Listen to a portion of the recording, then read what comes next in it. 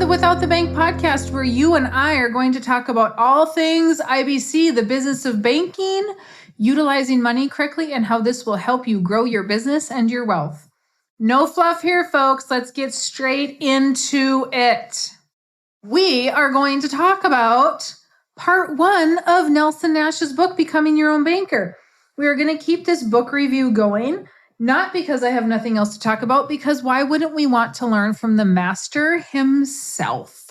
For those of you that are somewhat new, the infinite banking concept was developed by R. Nelson Nash, who we lost a couple of years ago. And he was my mentor for the first 9 years of me in this business. And he was an amazing man with an amazing thought process. And so I have my book, Life Without the Bank. Yes, to go in with conjunction, to go with Nelson's book.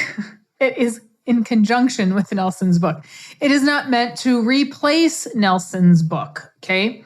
So I want to do this book review for you guys so you really have an understanding of what the concept is, because it is not a life insurance policy. It is a concept and a thought process.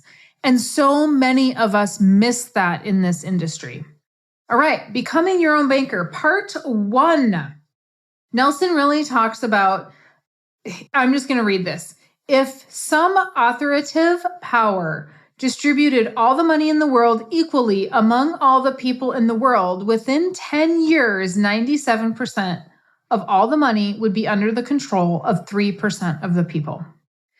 You guys, this is exactly what made me believe everything in this book. And I know that may sound silly, but I remember my uncle telling my dad, if we took all the money in the world and distributed it equally, 3% of the people would still control the majority of the money.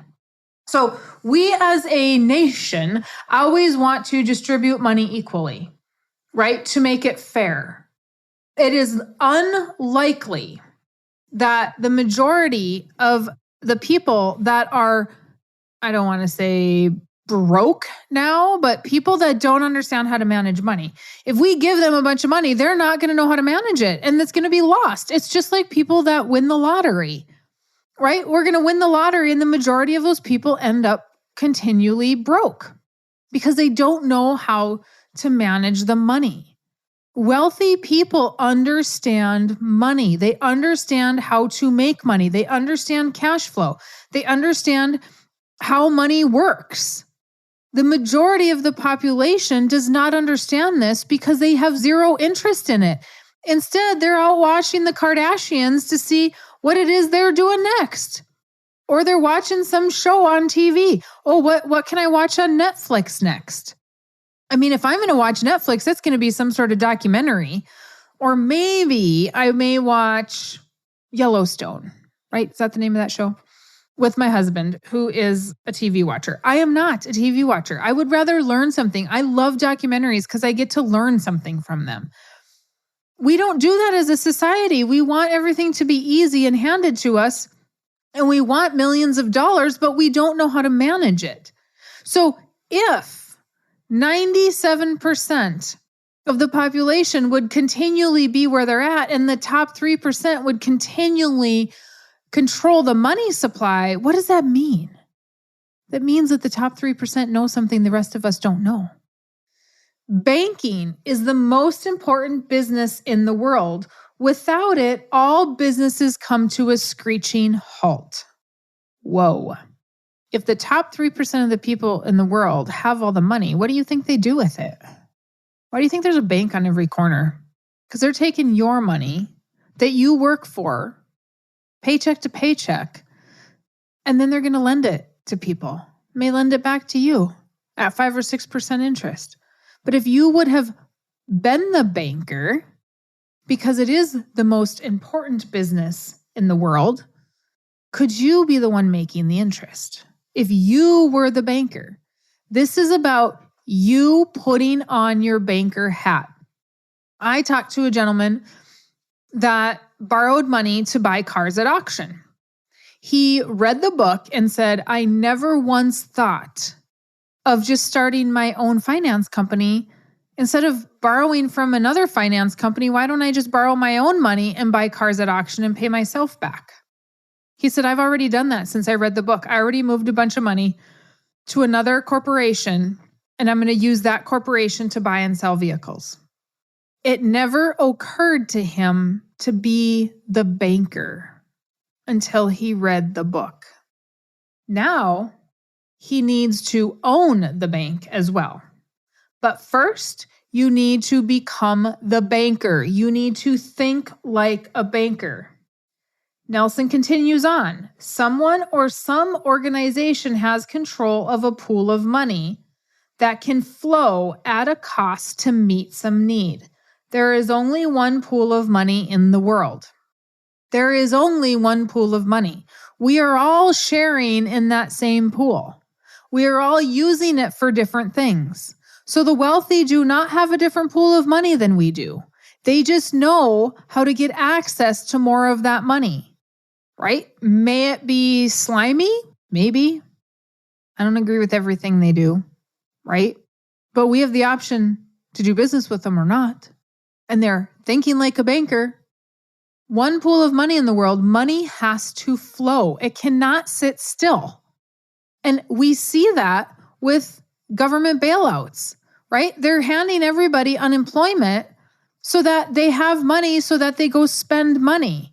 And then it ends up back where? At the bank, at the Federal Reserve. The Federal Reserve gives it out. The government goes to the Federal Reserve, and we just keep printing money to give it out. So it ends up where? Back at the Federal Reserve, back in the hands of the bankers to lend money. I mean, there's one person making a lot of money and it just goes in one big circle.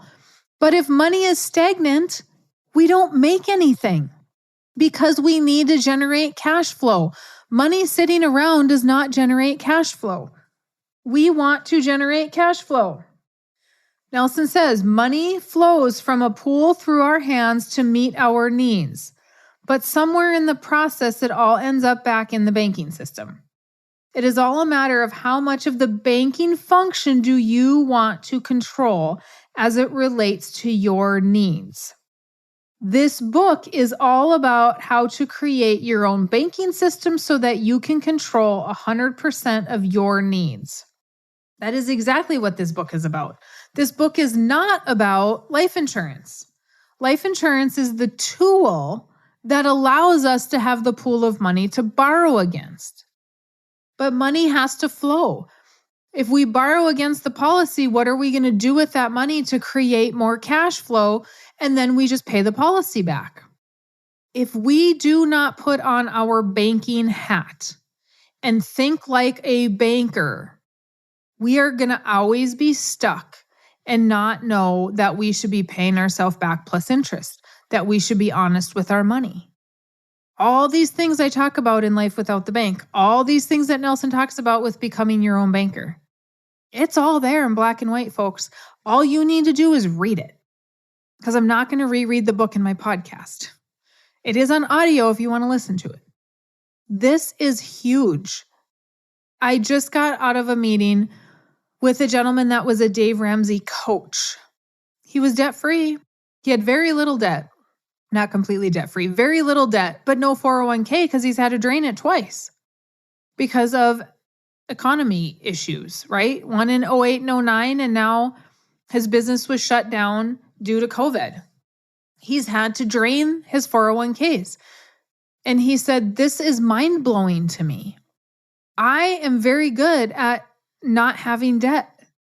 But he was never taught to think like a banker. He was never taught that money flows and that cash flow is important. Those things are not taught in those systems with our talking heads of being debt-free. Your homeless guy in the street is debt-free, but he's begging for cash flow so he can go eat. And I say this all the time. That's great to be debt-free. I myself don't want any more debt than I need to have. But not all debt is bad debt. If we can borrow money to start a business, if we can borrow money to expand a business, if we can borrow money to be a hard money lender to other people at 10 or 15%, why wouldn't we do that? It creates cash flow. I can tell you, I drained my 401k to start my life insurance policy. I had $10,000 in my 401k after the crash. I have more than $10,000 today.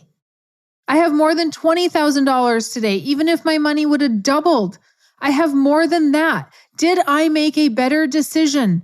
Yes, because I used my money to create cash flow, to create a business that created income. I did not just leave my money there and say, well, I guess I can't start my business. I guess I can't quit my job to teach infinite banking because I can't touch my 401k or my IRA because that's what the government says not to do. That's what the talking heads say not to do. So I better listen. No, I did not do that. I had just as much risk starting my business as the risk of the 401k was in the market.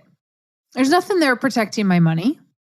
I want to be the banker. I want to think like a banker.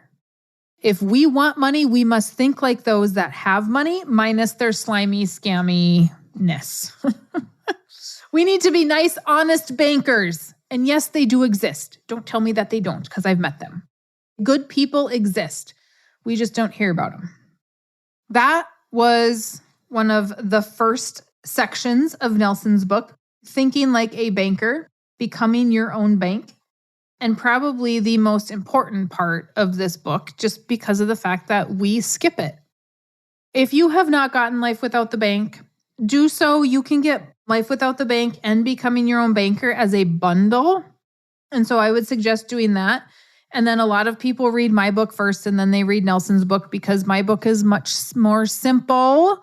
I kept it very simple. Last week, I was traveling, and one of the people that read my book is like, Mary Jo, it's unbelievable. It's so awesome and so simple to understand. And that was the goal of writing it, is just to keep it very, very basic, because it's not hard. Finance is not hard. It's just that people try to make it hard and try to make themselves sound super important. So read those and then give me a call, set up your appointment. It does not hurt to visit with me. I'm not going to try to sell you anything. The gentleman that I just got out of a meeting with said, thank you for teaching. Thank you for having a good heart, because he's not in a position where he can start right now. And that's okay, because guess what? He knows where to go in 6 months or a year. He knows where to begin, and he knows what he needs to look for. If you don't meet with me, how do you know that? Right? Even if you have a lot of money and you think, oh, well, I don't need this. Well, why not? Is that money growing for you uninterrupted? Are we thinking correctly about it? Cash is not king, folks. That is a chapter in the book. Okay, let me know if you want to hear anything from me. Mary Jo at withoutthebank.com. I do read those emails. I do get any suggestions that you have. If you would love to leave a review, I would seriously appreciate that. Or if you want to share the podcast, I would seriously appreciate that. I know that we are super early into this podcast, only on episode 20-ish, I think this is. And I have a lot more on my Farming Without the Bank podcast. We're over 100 over there. So if you want more of me, which I don't know if I could handle me for hours on end, but people do. And they go and binge listen to Farming Without the Bank. So a lot of that stuff is relevant over there as well. It's just farm analogies instead of business analogies. End of the day, all the same thing. So if you want to hear more, you can tune over there for now as well. But otherwise, please let me know if there's anything I can do to help. And we'll talk to you next week.